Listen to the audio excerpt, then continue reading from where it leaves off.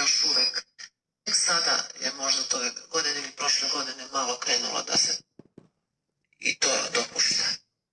Porodično, meni je baka takođe snimala za Diskoten Sarajevo i ona je živjela jedno vreme kao devojka u stvari u domu je najupoznala oficira, vojno lice, to je bio moj deda, pa ona dobio prekomandu u Sarajevo i nebitno. Uglavnom ona je bila buntovnica, ona se u stvari kad su bile one studentske demonstracije onoga doba, ona je prva se borila za ta prava i tako dalje, pa se fotografisala za jedan magazin Gola, mislim, razgolićena, pa je moj pradeda naravno nju bukvalno razvrštinio i izbacio iz kuće, pa je onda pokušala i da peva, pa je išla na Iliđu da peva i učestvovala na Iliđi, pa tako dobila pravo da snimi i singl, ja nema 2 singla, a u isto vreme ona je i krivac zbog onog mog učešća za mis koje je bilo u Valjevu.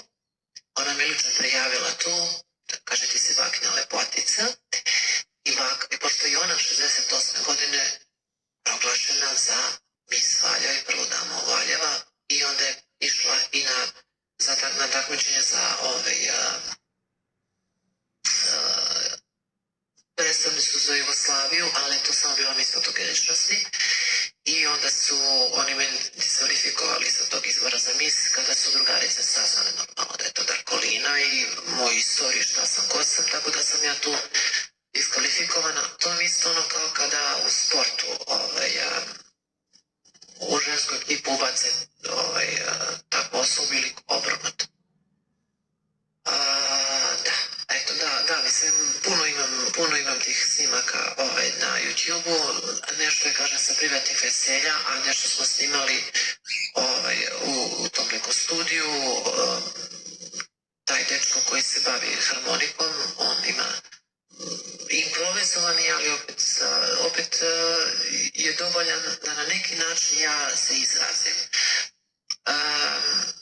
Ja se bar na neki način borim koliko toliko.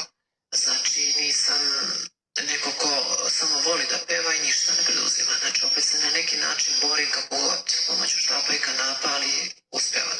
To treba pre svega i novac, i reklama, i sponsor, i podrška, i puno tu ima segmenta da bi se snimila danas jedna pesma.